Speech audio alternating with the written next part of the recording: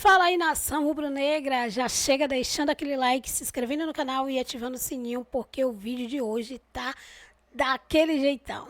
Vamos falar do confronto que promete agitar a terça-feira. Isso mesmo, estou falando do Brasil com o Paraguai.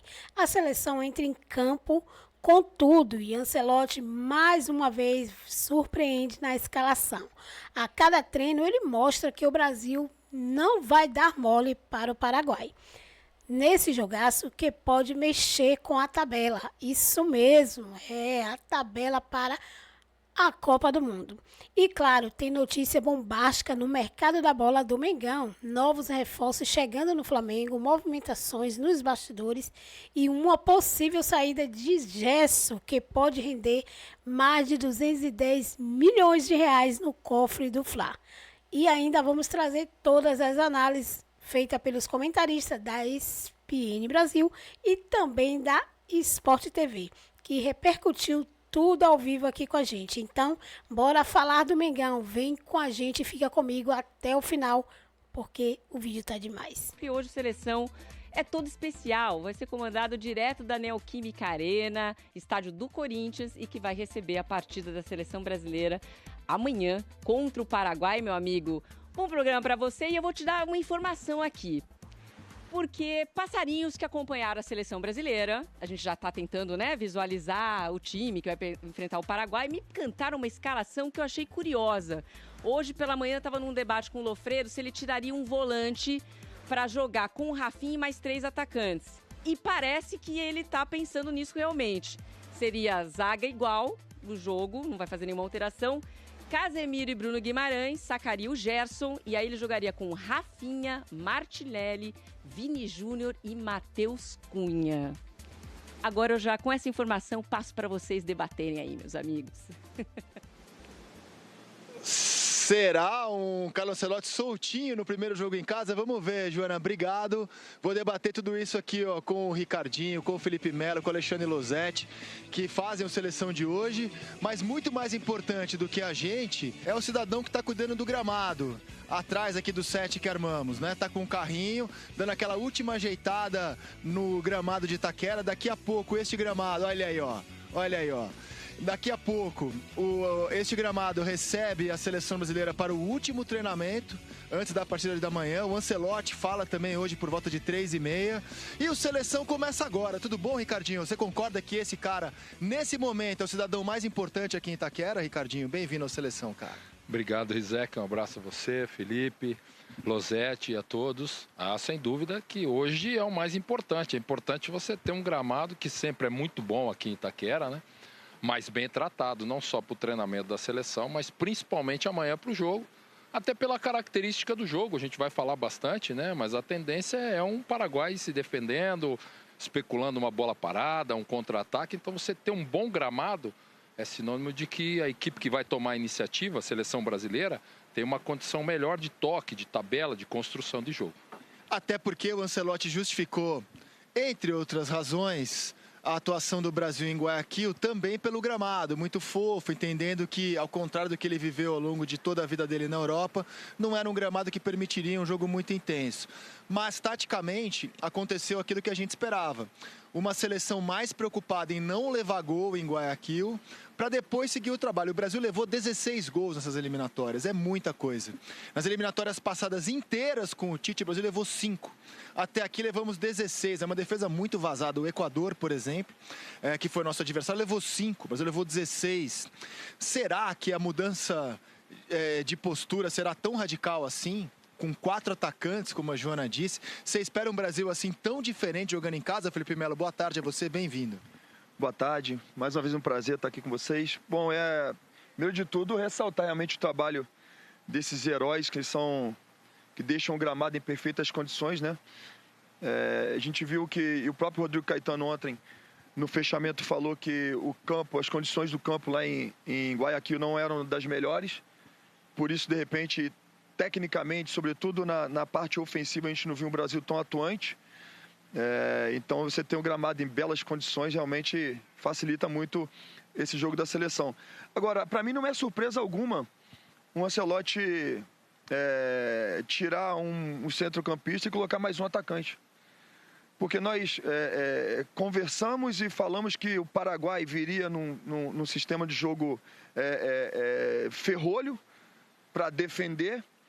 Eu entendo que aquela vitória do Paraguai no último jogo das eliminatórias, que praticamente carimbou a ida do Paraguai à Copa do Mundo, muda completamente o ambiente. Eles não vão vir para cá com aquele pensamento de fato, nós precisamos de ponto, precisamos vencer. E tem tudo para que o Brasil realmente possa vencer e vencer bem e mostrar realmente o que a gente está esperando já tem muito tempo, que é, sobretudo no aspecto ofensivo, o Brasil criar oportunidade, criar ocasiões de gol e fazer aquilo que a gente está acostumado a ver na seleção pentacampeã.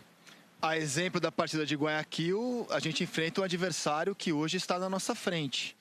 Será que o Paraguai é melhor do que a gente, o Equador é melhor do que a gente, ou é o Brasil que está devendo nessas eliminatórias?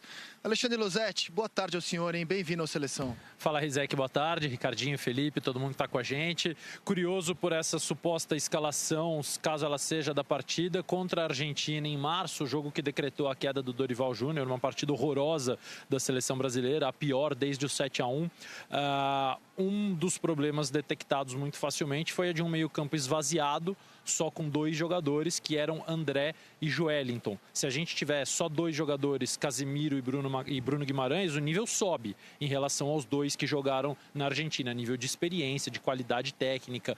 Ainda assim, pode ser um meio-campo esvaziado, mas é possível criar dinâmicas para compensar isso. Vai depender de como os teus laterais vão ajudar na criação, vai depender do posicionamento dos homens de frente, de onde eles vão receber a bola. Então, o treinamento pode fazer com que um time jogue bem de qualquer forma. Mesmo assim, embora a gente vá voltar a um desenho que recebeu muitas críticas no último jogo do Dorival. E fica a minha curiosidade também para saber como esse time vai se posicionar em campo. Martinelli joga sempre na esquerda no Arsenal. Quando ele entrou contra o Equador, ele entrou no lugar do Estevão pelo lado direito. Ele pode manter isso com o Vinícius na esquerda, Rafinha e Matheus Cunha por dentro. Ele pode inverter Rafinha e Vini, trazer o Vini para dentro, o Rafinha aberto. Ele tem uma série de possibilidades, embora nenhum deles seja justamente um especialista do lado direito. O Rafinha jogou nessa posição a Copa do Mundo. Aí a gente está vendo uma escalação com o Gerson, né, que não é exatamente o que a Joana falou ao entregar para nós. Exato. Né, seria a saída do Gerson para a entrada do Martinelli nesse desenho. Né, e muda consideravelmente, porque a gente está trocando um meio-campista por um homem de frente. Então, eu estou bem curioso. Eu duvido que ele hoje confirme a escalação. Ele vai dar entrevista aqui e, como treinador europeu, então, que está habituado a jamais falar de formação, duvido muito que ele confirme a escalação. A gente tinha essa escalação de prévia. A Joana, agora há pouco, trouxe a informação de que o Gerson possivelmente deixa o time. O Gerson também está no centro do noticiário por causa da possível ida dele para a Rússia. Foi, inclusive, tema da nossa conversa com o Rodrigo Caetano. Será que o jogador que hoje vai para a Rússia se afasta da seleção, como o Luiz Henrique se afastou? É um tema que vamos debater aqui também. Tratar de uma certeza, ninguém duvida que o Rafinha volta ao time titular. Rafinha foi convocado, mesmo estando suspenso do primeiro jogo, né? Mas a fase dele é tão boa, acredito que seja o brasileiro de melhor temporada, dá para afirmar isso tranquilamente? Sim, né? Com certeza. É o artilheiro do Brasil nas eliminatórias e o Rafinha está de volta, né? A última imagem do Rafinha na seleção foi da partida contra a Argentina, quando ele não jogou bem. Falou muito antes do jogo, no jogo não jogou bem. E eu tenho muita expectativa. Assim como a gente espera ver o Vinícius Júnior do Real Madrid na seleção, de ver o Rafinha do Barcelona, ainda que nesse momento ele seja o artilheiro do Brasil nas eliminatórias. Estou com muita expectativa de ver ele na mão do Ancelotti, viu, Ricardo? Eu acho, Zé, que não só você, acho que todos nós, né, de ver o Vinícius Júnior atuando como ele atuou nas últimas temporadas no Real Madrid, na seleção brasileira, de ver o Rafinha também. Eu acho que isso, sobre o que a gente está falando, de esquema tático, de tirar um jogador de meio, colocar 4 atacantes, eu acho que no futebol cabe qualquer esquema de jogo, desde que você tenha uma organização e desde que você tenha um sincronismo para jogar naquele esquema. E mais importante em relação à seleção brasileira a gente sabe, o Felipe jogou a seleção há muito tempo também, é você tirar do jogador a característica e a sua condição melhor que ele pode produzir num trabalho coletivo. É lógico que tem alguns jogadores, e isso em várias gerações já aconteceu isso, que às vezes tem que fazer um esforço maior para que determinados jogadores na seleção possam decidir. Né? Então, às vezes, você muda um pouquinho a característica do jogador de meio campo, de posicionamento. Olha, você tem que fazer um trabalhinho um pouquinho mais aqui, tático, defensivo, para deixar o fulano, no caso dessa geração, o Vini Júnior, o Rafinha, o Estevão, que seja, né, decidir. Isso é absolutamente normal, acontece sempre na seleção brasileira. Agora, a questão está na parte coletiva, naquilo que você pode organizar a equipe. Acho pouco tempo do Ancelotti à frente da seleção para a gente exigir um trabalho tático. Agora, com vídeo, com a conversa, até com o nível de jogadores que a seleção tem de entendimento, você consegue aproximar isso. Se a seleção jogar com 4 atacantes, seja o Martinelli, seja ou o Estevão, com os outros 3, né, com a volta do Rafinha, eu acho que a seleção tem taticamente condições de ocupar esse espaço no meio-campo, né? Com o Bruno Guimarães, de repente com o Gerson e com o Casimiro, enfim, as alternativas ele tem, qualidade tem. A questão é de mostrar para eles a parte defensiva, o que é necessário, a recomposição desses atacantes, para não dar esse espaço que o Losetti falou, que aconteceu sim no jogo da Argentina e a seleção foi engolida por isso. Mas ofensivamente você tirar desses caras o que eles têm de melhor. É o Rafinha, que fez uma temporada excepcional no Barcelona, é o Vini Júnior, seja o Matheus na frente, que de repente vai ter oportunidade, seja o Martinelli, e o posicionamento deles também. Eu acho que esses jogadores, quanto mais liberdade você der de movimentação ofensiva para eles, mais você vai ter criatividade deles. Se eles ficarem muito estáticos em determinados pontos do jogo, eles são fáceis de ser marcados e ser neutralizados. Acho que a seleção tem um caminho. E eu acho que o Ancelotti não vai confirmar a escalação, até porque se ele tiver essa mudança, ele não vai dar para o adversário, no caso para o técnico do Paraguai. Ele vai deixar a dúvida até a hora do jogo e vai treinar a seleção do jeito que ele acha que tem que jogar. E tem um detalhe, caso se confirme, né, temos que ter muito cuidado, porque a gente está falando de uma prévia, de uma informação da Joana. Eu estou muito com o Ricardinho. Eu acho que assim, os jogadores, o principal é a maneira como o Brasil vai jogar, independentemente dos jogadores que estejam em campo. E acompanhando a carreira do Ancelotti, não é um treinador assim super para frentex, mesmo tendo o Real Madrid, né, um elenco monstruoso. A gente nunca viu o Real Madrid ser um time avassalador. Ele prima muito pelo equilíbrio, né? Ele sempre quis um time equilibrado. Mas caso se confirme a saída do Estevão e do Gerson, a seleção que estava com um jeito super caseiro contra o Equador, né, com 3 atletas que atuam no futebol brasileiro, num total de 7 jogadores convocados que atuam no Brasil, passa a ter uma escalação mais europeia, só com o Alexandre, o jogador que hoje atua no Brasil, caso se confirme. Eu vou até além. Eu seria muito ousado se fosse o treinador da seleção, e eu vi alguns comentários de que o Carleto ficou apaixonado pelo Estevão. O Estevão, ele vai para o Chelsea, e seu staff já deu entrevista falando que o Chelsea vê como número 10, jogando pelo meio. Por que não a saída de um centrocampista e a entrada do Rafinha para fazer ou o próprio Estevão ir fazer o número 10, é o cara que vai ficar flutuando, e vai ser um Brasil ofensivo, mas vai ter um cara no meio campo. Vai ter um cara no meio campo, mas um meio ofensivo, ou seja, vai criar superioridade. A gente está falando de um time que vai ter mais posse de bola. Então, assim, quando você joga contra uma Argentina e você não tem a posse, você perde meio campo, acaba tudo. Agora, quando você joga contra um Paraguai, que está todo mundo atrás da linha da bola, e você tem posse de bola, isso aí facilita o trabalho. Então, não seria uma surpresa se, de repente, a gente viu que o Martinelli, quando entra no Arsenal, ou titular, ou entra no decorrer dos jogos, ele entra pela esquerda, de perna trocada. Então, quando ele entrou no último jogo, ele ficou um pouco perdido, porque é normal, taticamente falando, não sabia mais ou menos as movimentações, pouco treino com o Ancelotti. Então, de repente, você não, eu gosto do Estevão, por que não colocar o Estevão como número 10 e entrar com o Rafinha e tirar um centrocampista? Eu também penso muito nessa hipótese. O Felipe, Losetti, Ricardinho, já contei no Seleção e para quem não viu no dia, conto agora de novo. O Ancelotti deu uma entrevista para o Rio Ferdinand, zagueiro inglês, que hoje atua na função de comentarista. E o Ferdinand pediu para o Ancelotti montar qual seria, na visão do Ancelotti, o meio-campo ideal, que traduzisse a maneira como ele enxerga futebol. Pô, aquilo lá é ouro, porque diz muito sobre como ele enxerga futebol. E ele falou assim, não, o meio-campo ideal da vida dele, se ele pudesse escolher qualquer jogador, vê se vocês gostam da maneira como ele montaria o meio-campo. Seria o Pirlo na cabeça de zaga, o Modric na direita, o Lampard na esquerda e o Kaká. Até o Ferdinand falou, Zidane não? Falou, não, o Zidane e Kaká foram os melhores, mas o Kaká é o grande 10º que eu trabalhei, Kaká. Falei, cara, é uma coisa que diz muito sobre como italiano enxerga futebol. Não é um time assim, vou montar uma equipe mega ofensiva. Ele montou meu campo muito equilibrado, que eu acho que é o tom da carreira dele, ele que prima por times que buscam sempre o equilíbrio. Só com jogadores que ele treinou, né? O Lampard ele não treinou. Ele não chegou a ser técnico do Lampard ele não treinou.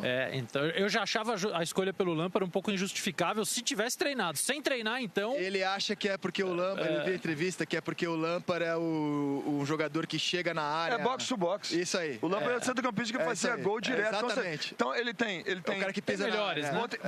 Vai ter o Pirlo. Querendo ou não, o Pirlo tecnicamente é extraterrestre, é um cara também que sabe jogar ali, é um cara que dá o suporte para a zaga, é o primeiro homem na frente da zaga. O Modric que vai complementá-lo, né, vai receber essa primeira bola complementar. E tem o Lampard que é box to box e o Kaká que é o cara que vai flutuar. Eu escalaria o Kroos no lugar do Lampard, mas esse é um debate que é lúdico, né? Aqui ele treinou, não precisa... inclusive. Pois é. Mas eu acho o seguinte, Rizek, eu acho que a vinda do Carleto para a seleção pode nos trazer uma novidade em relação à formação de um time titular. Eu acho que talvez a gente tenha Você tem razão, só com o jogador que ele treinou mesmo. Ele treinou no Chelsea, né? Então já fica mais ok. Mas, enfim, é um grande jogador. Eu acho que o Brasil do Carleto talvez não tenha aquele 11 definido que a gente se acostumou a ver nos últimos tempos. Os treinadores europeus, embora com elencos nem sempre tão grandes, tão vastos, e na seleção ele pode ter os jogadores que ele quiser, eles foram muito acostumados, principalmente quando o calendário foi ficando mais intenso também na Europa, a trocar o tempo todo. Claro que ele tem um time base. Se eu for jogar uma final no Real Madrid, ele sabia basicamente qual era o time que ele ia escalar. Mas de um jogo para o outro, numa primeira fase de uma Copa do Mundo, eu tenho a sensação de que ele vai ser um pouco mais flexível. Ele não vai buscar como meta chegar aos Estados Unidos, o Brasil vai chegar à Copa do Mundo, com um 11 definido. E acho que isso já começa aqui. Ele vai fazer 2 alterações, ou 3, ou uma, do jogo do Equador para o jogo contra o Paraguai. Isso na cabeça dele é absolutamente natural, não significa uma mudança radical, não significa uma busca por uma nova maneira de atuar. Ele vai fazendo adaptações, especialmente nessa fase em que ele está conhecendo de perto o grupo, os jogadores que ele tem, os adversários, os cenários, os gramados, os climas, tudo para ele é uma novidade. Então eu acho absolutamente natural que ele faça mudanças daqui até lá e que não chegue com um time definido como a gente sabia quais eram os Brasis das Copas de 22, de 18, de 14, de 10, com o Felipe entre eles em 2010. Acho que a gente vai ter um pouco mais de flexibilidade nesse sentido. E você começou perguntando do Rafinha. Acho que cabe ao Brasil criar situações para que os jogadores que mais desequilibraram na temporada possam fazer isso na seleção. Para que o Rafinha e o Vinícius recebam bolas com menos adversários entre eles e o gol. Para isso, precisa ser um time um pouco mais rápido, precisa ser um time que tenha uma proposta de saída de jogo mais interessante, que consiga atrair um adversário, né? Aí, coletivamente, tem que funcionar melhor. Por isso, eu acho que, assim, ele de repente tirar para esse jogo o Gerson do time, não seria algo assim espantoso, porque tudo bem, o Rodrigo falou realmente ontem sobre o estado do gramado, mas o que eu entendi, o Vinícius Júnior pegando essa bola um pouco, ao invés de pegar na última linha, pegando a bola um pouco mais para o meio campo, é para fazer o que fazia no Real Madrid, ter alguém para encostar com ele, que no caso o Gerson não conseguiu fazer isso aí. Então o Vinícius Júnior pegava a bola e, poxa, o Gerson foi 1 ou 2 vezes que ele infiltrou ali para fazer essa jogada junto com o Vinícius. Então ele tendo um número 10, eu acho que vai facilitar o trabalho do Vinícius Júnior, vai facilitar o trabalho, sobretudo o Vinícius Júnior, que trabalhou com ele no Real Madrid. Então, assim, é sempre pensando num treinador que é muito sábio, que vai sempre espremer o melhor do atleta. Aquilo que o atleta faz no clube, ele quer trazer para a seleção, para o atleta também fazer e dar o melhor dele dentro de campo. Por isso eu acho assim, não vai me espantar se ele entrar com o Estevão no meio campo. Vamos tratar quem a gente tem certeza que vai jogar? Alisson vai jogar. Não vejo razão para ele mexer na defesa. Wanderson, Marquinhos, Alex e Alexandro. A defesa foi bem contra o Equador, não vejo razão para mexer no time. Casemiro vai jogar, obviamente. Bruno Guimarães eu coloco um asterisco. O Bruno Guimarães não foi brilhante contra o Equador. Se tiver, não que eu acho que ele deva sair, apenas eu não tenho certeza que ele vai jogar. Ele pode, por exemplo, colocar o Andreas Pereira por ali, é uma possibilidade que ele tem, o próprio Gerson. Essa é a minha opinião. Eu acho que se fosse para jogar com esses 4, o meu meio-campo era Casemiro e Gerson. O Gerson de frente, saindo com a bola, podendo dar início à jogada, ele faz muito bem isso de frente. Talvez ele tenha um pouco mais de dificuldade, ou se trabalhar um pouco mais, ele jogar como meia. Mas acho que como meia lá, ele rende menos, para mim, do que ele rende mais atrás. Para municiar esses... E ele tem força para poder se apresentar. Ele tem força para ser mais ser um quinto cara chegando. Mas no meu entendimento, lógico, o Ancelotti é o treinador e, enfim, cada um tem a sua opinião. O meu meio-campo para o jogo de amanhã, início era Casemiro e Gerson. Aí, ó, Casemiro vai jogar. Gerson, a gente tá com essa dúvida, inclusive. Tiraria o Bruno Guimarães? Eu tiraria o Bruno Eu também. Guimarães. Nesse caso, eu também, porque o Gerson, eu acho o Gerson craque nessa função. Exatamente. Concordo plenamente. Vocês preferem o Gerson que o Bruno nessa função? Eu prefiro. Nessa função, sim. Eu acho que ele rende mais, ele tem uma organização, uma saída de bola melhor, ele tem uma aproximação melhor. Protege muito bem a bola. Por que o Gerson, então, tão bem visto aqui no Brasil, um jogador tão fundamental no Brasil, não conseguiu se firmar na Europa, na opinião de vocês? Bom, eu acho o seguinte, o Gerson, muitas vezes, e aí vai uma opinião de quem muitas vezes treinou num pré-jogo, quando ia jogar contra o Gerson, e a gente treinava isso. Muitas vezes ele, ao invés de dar sequência em velocidade na jogada, por ele ser um cara que tem muita força, que protege muito bem a bola, ele de repente segurava a bola, girava um pouco e tocava a bola de lado, ou de repente ele mesmo queria passar pelo adversário. Isso aí fazia com que a jogada perdesse velocidade, quando na realidade precisa de uma transição rápida, de um contra-ataque bem rápido. E eu acho que o time lá fora, sobretudo ele jogou na Fiorentina lá fora, lá que eu acompanhei de perto o trabalho, na Roma eu estava lá, eu acho que faltou isso para ele. Então, assim, não pode dizer como é que foi no Olympique, na hora que o São Paulo o levou para lá, mas eu acho que faltou um pouquinho de dar dinâmica e velocidade na jogada, prosseguir a jogada em velocidade. Aqui no Brasil, ele realmente é muito craque, eu vejo com muito pesar essa possível saída dele para fora do Brasil, porque é um cara que está às portas de jogar uma Copa do Mundo, né? É o titular da seleção brasileira. Mas eu acho que um dos maiores problemas foi isso, de repente não dá tanta velocidade às jogadas. O Bruno se fez exercendo essa função. Então, assim, Casemiro, certeza. Estamos na dúvida se Bruno, se Gerson, se Estevão. Rafinha, certeza. Vinícius Júnior, certeza. Aí a gente tem algumas apostas. A gente acha que o Richarlison sai do time. Pode ser que o Ancelotti decida dar uma continuidade, dar mais uma chance para ele.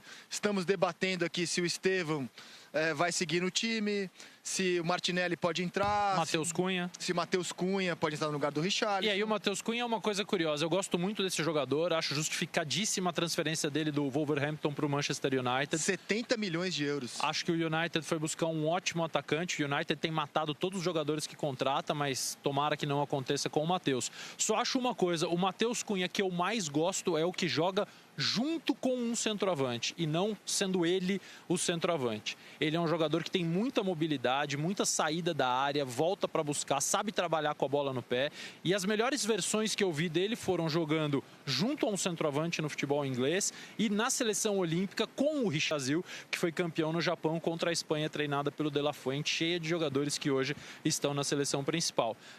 Nessa formação que talvez jogue amanhã, com Vinícius, Rafinha, Martinelli e Matheus, o Matheus é o mais centroavante deles todos, mas para mim ele não é um centroavante. Mas é difícil ele jogar lá do centroavante tendo no time o Vinícius e o Rafinha, né? Então, aí você teria que abrir um de cada lado, colocar Matheus e Richarlison por dentro, ou Matheus e um outro centroavante que o Carleto busca e aí ao só longo 2 volantes. Não me parece Jogar o jeito... sem referência. Daqui a pouco o Vinícius Júnior vai estar cortando pelo meio, daqui a pouco o próprio Matheus vai estar pelas pontas. É preciso criar dinâmicas para que isso funcione. Pode funcionar, porque só tem um bom jogador, né? Para arrumar um time. Se a gente olha para o lado, vê a Argentina pronta, só fazendo ajustes finos, a Espanha, idem, Portugal ontem dando um baita de um sinal. A gente está correndo contra o tempo para tentar chegar no patamar dessas seleções. E o Paraguai está melhor por causa do trabalho desse cidadão que assumiu o time logo depois da Copa América. Na Copa América ele dirigiu. É impressionante, cara. É melhor que a nossa. E é isso que faz o Paraguai hoje estar na nossa frente. Ele dirigiu o Paraguai em 9 jogos, teve 5 vitórias, uma a mais do que o Brasil. 4 empates, não perdeu. O Brasil tem 2 derrotas nesse meio tempo, uma delas para o Paraguai do Alfaro e outra para a Argentina. Marcou o mesmo número de gols que a gente, sofreu menos, aproveitamento superior. O Paraguai é um bicho-papão? Não. É a gente que nesse momento, a nossa condição, na minha opinião, é de respeitar todo mundo nas eliminatórias. É o melhor treinador para mim da eliminatória. O Scaloni está levando a Argentina quase que no piloto automático de um time campeão do mundo, que jogou muitos jogos protocolares ali, que fez algumas grandes atuações, principalmente contra o Brasil. Mas o trabalho de transformação de um time do Alfaro é muito impressionante, porque ele... Mas a gente segue no Rio de Janeiro, pelo menos nessa conversa, né? Sim. É porque eles devem estar perto ali, né? Eu sou péssima de localização. Acho que é tudo Gávea ali, onde eles estão, não é? Eu não entendo nada. Lagoa, Gávea, é perto. Ô, Pedro, além das informações geográficas do Rio de Janeiro, as informações também do Flamengo e, claro, a informação sobre o Gerson, né? Que é o que preocupa o torcedor rubro-negro. Tudo bem, Mari, Bruno? Pois é, pertinho aqui do Cícero, aqui na Gávea. Hoje a gente está até mais abrigado porque aqui o tempo estava mais esquisito. Então, para evitar pingar nos equipamentos e tudo mais, a gente se abriga. Mas, falando de Flamengo que, enfim, vai embarcar na quarta-feira para os Estados Unidos, vai ali para Nova Jersey, como o Bruno disse, mais na costa leste ali dos Estados Unidos, vai ficar por lá, enfim. O Flamengo vai estrear no dia 16 contra o Esperance da Tunísia e está no mercado. O Gerson, a gente vai falar daqui a pouquinho, mas só para acrescentar que o Flamengo está fazendo movimentações importantes no mercado em busca de reforços ainda. O nome mais recente que apareceu agora é o de Noah Okafor. É um suíço atacante de 25 anos. O Flamengo está aí em conversas com o Milan, que é o detentor dos direitos do jogador, para trazê-lo. No Mundial de Clubes não dá mais tempo, basicamente, só se essa negociação fosse relâmpago até amanhã, mas para a sequência da temporada. Ele esteve emprestado ao Napoli, campeão italiano, nessa última temporada. Então tem interesse avaliado aí em 15 milhões de euros em torno do valor dele, então o Flamengo conversa para, quem sabe, trazer esse jogador. Está atrás do Carrascal também, já no Dínamo de Moscou, seria em torno ali de 12 milhões de euros, 10 mais 2 de bônus, também conversa, está com muito otimismo em relação ao Carrascal, o colombiano, faz essas movimentações. Do outro lado, pode perder o Gerson? Pode, mas só se o Zenit, de fato, pagar a multa, ou qualquer outro clube, pagar a multa de 25 milhões de euros à vista, de forma integral, rapidamente, sem crédito, sem parcelar, sem mais nada disso. Então o Flamengo está seguro em relação a isso. Gostaria de perder o Gerson? Não, claro que não. É um capitão, ídolo histórico, um jogador muito importante, mas o Flamengo entende que se pagar a multa não tem o que fazer mesmo. E aí o Gerson poderia ser negociado, mas está tranquilo em relação a isso e preparado agora para disputar o Mundial de Clubes muito em breve nos Estados Unidos. Vamos para os números do Gerson, então, por temporada no Flamengo, como o próprio Pedro disse, líder, né, ídolo histórico desse rubro-negro de vários momentos, né? A gente faz o recorte só dessa atual passagem, então de 2023, com 60 jogos, e aí quase todos como titular, como foi em 2024 e como é em 2025, né?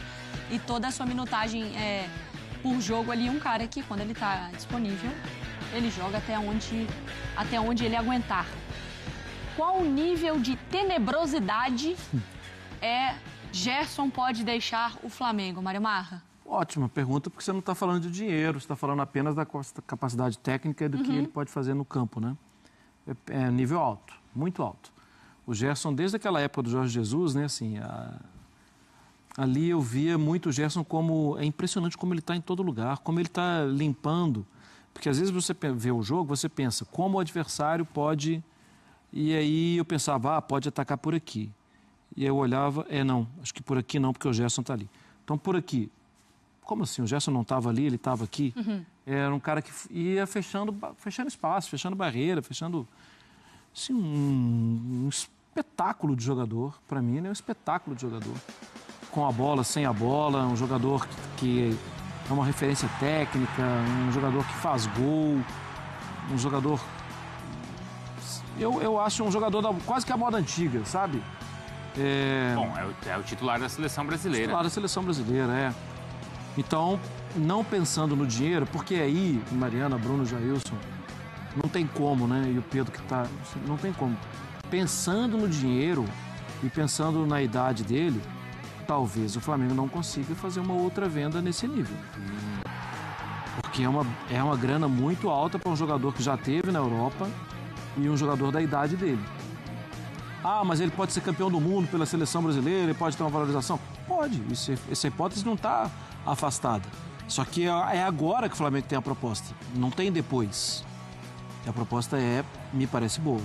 E aí bem boa, na verdade. Ele vai ter 29, é isso? Aí já... É difícil ir para a Europa com 29, Bruno. É difícil. Muito difícil. Com 28 por esse valor já é difícil. Pensa, né? O Arrascaeta está brilhando há quanto tempo? É verdade. O Arrascaeta é um jogador que faz muito mais gol, que tem mais convocações para a seleção dele, jogador de Copa do Mundo, e não saiu, entende? Assim, o Gerson é um jogador que já bateu e voltou, só que ainda assim ele está em mais alto nível, sempre. Gente, falei aqui do Jorge Jesus, na época de São Paulo ele chegou a jogar como ponta. Sim, ele fazia gol, a média dele era avaliada por gols ali, né? É um jogador muito, muito valioso. Você acha que vale para o Flamengo fazer esse negócio, Jailson, ou segura da maneira que der, para não liberá-lo de jeito nenhum? Nossa. São dois pontos diferentes para mim, assim. Eu não posso ser hipócrita aqui e falar que no lado financeiro, nossa, ele tem que ter gratidão, tem que ficar, porque é capitão do time, blá, blá. Não. Assim, pro Flamengo, 25 milhões de euros à vista por um jogador de 28 anos... Provavelmente não vai ter outra proposta dessa, acho que sabe? Aqui no futebol brasileiro você não vai ver isso. Provavelmente não. Às vezes nem para jogador jovem você vende. Nem para jogador jovem, sim, Mas, na questão esportiva, eu acho que, assim, tem uma diferença considerável. Você está aqui, você está como titular da seleção brasileira, você está 1 ano da Copa do Mundo, você está, enfim, um dos maiores clubes, né, do país. Claro. Então, esportivamente, pro Gerson, seria favorável que ele ficasse no Flamengo. Essa que é a realidade. Só que financeiramente, eu não posso vir aqui falar, você não deveria ir, por exemplo. Não deveria ir porque tem a Copa do Mundo, blá, blá, blá. Financeiramente não tem discussão, gente. É muito dinheiro. Até pro Flamengo, não só pro Gerson. Pro Flamengo também é muito dinheiro para um cara de 28 anos. Então... Mas eu tenho uma pergunta para o Pedro sobre isso, Claro. só para complementar, porque assim, o Flamengo ele vê como uma necessidade de vender jogadores, porque assim, eu sei que existem clubes que se bater o dinheiro, embala, vai, pelo amor de Deus que eu preciso desse dinheiro. A gente sabe que normalmente a situação do Flamengo, Palmeiras, eu ia falar outras não, mas acho que acaba aí minha lista, né? Para por aí. Eles têm esse poder às vezes de escolha, de barganha. Tem essa necessidade de vender... Posso responder? Antes do Pedro? Claro. Se tivesse necessidade, não chegaria nem nos 25. Por menos. O Flamengo não tem necessidade. É por isso que o Zenit está falando que vai pagar à vista a multa. Porque se tivesse necessidade, já tinha saído até mais baixo. 12. Mas eu digo assim, não é interesse... Para o Flamengo, o valor por ser alto, ele prefere fechar esse negócio do que o bônus da parte esportiva ou tem uma vontade do Gerson? Não sei se você tem essa informação também, claro. Se também tem a parte do jogador querendo fazer esse movimento. Olha, Maria, o Jailson destacou bem aí, porque o Flamengo não tem interesse em negociar o Gerson, mas tem uma multa estipulada. A partir do momento que tem uma multa estipulada e se o clube se dispor a pagar essa multa, basta convencer o jogador a comprar esse projeto, né, ser seduzido por esse projeto, que é depositar a multa e ir embora. O que o Flamengo pode fazer é o seguinte: não negocia a multa, não aceita um valor abaixo disso, não parcelo, não tem possibilidade de parcelar a multa apenas pelo valor da multa de forma imediata. E 25 milhões de euros, até para o Zenit, não é algo muito fácil, né? Da gente passar no débito simplesmente assim, cair o Pix, não é um valor irrisório, pelo contrário, é um valor muito alto. Então, o Flamengo sabe dessa questão, sabe dessas movimentações financeiras do mercado, sabe o valor, o montante que são 25 milhões de euros, perdão.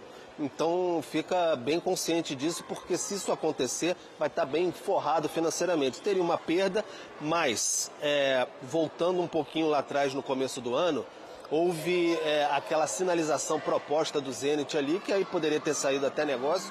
O Gerson não se dispôs a sair naquele momento, mas não chegou a... Eu não tenho essa informação de que circulou aí de quase 30 milhões de euros, era algo em torno de 18 milhões de euros, mais bônus, podendo chegar a 20 e pouquinho. Então não avançou nesse sentido, o próprio Gerson não quis ir naquele momento. E aí nesse panorama houve a renovação, com desgaste, tá? Não foi o patamar salarial que se imaginava para o Gerson e companhia no primeiro momento, mas ele ficou ali no top do clube e, em paralelo a isso, houve aquele desgaste de o presidente, o Luiz Eduardo Batista, o BAP, numa reunião aqui no Conselho, na Gávea, falar o atleta Gerson quer ficar, mas o atleta Marcão, vamos ver, se referindo ao pai e agente do Gerson. Então, há toda uma questão de um desgaste também nesse sentido. Nessas horas um desgaste que pode aflorar diante de uma negociação dessa, e é uma sedução financeira enorme para o Gerson e staff nesse sentido também. Então o Flamengo está resguardado, não quer perder, mas também, se chegar com a multa, aí fazer o quê? Não tem muito, a multa o Flamengo considera bem paga nesse sentido aí pelo Gerson, tanto que houve uma redução ali na negociação, né? Uma drástica redução, mas é um valor de mercado que o Flamengo considera adequado pelo Gerson, por tudo que o Marra falou aí agora há pouco. E sempre que tem, ou como teve, né, nas últimas negociações, essa história do pai, sempre enrolou, né? Sim. Ou teve esse desgaste, né? A palavra, o termo que o Pedro usa é bom, né? Assim, tem esse desgaste, né, na conversa. Vale a gente aqui pontuar, né? De 200 milhões de euros, né? Que é aquele valor absurdo, justamente para ninguém chegar aqui e pagar, para 25 milhões de euros. Que mesmo assim já seria um valor alto. Já. E o que o Flamengo pode fazer, acho que isso a gente tem que deixar aqui bem explicado para o fã de esporte, é isso. Você quer o jogador, ele é muito importante para a gente. É o nosso capitão, é nosso titular e titular da seleção brasileira. Se vocês querem, vocês paguem a multa à vista e o valor integral. É o que o Flamengo está fazendo.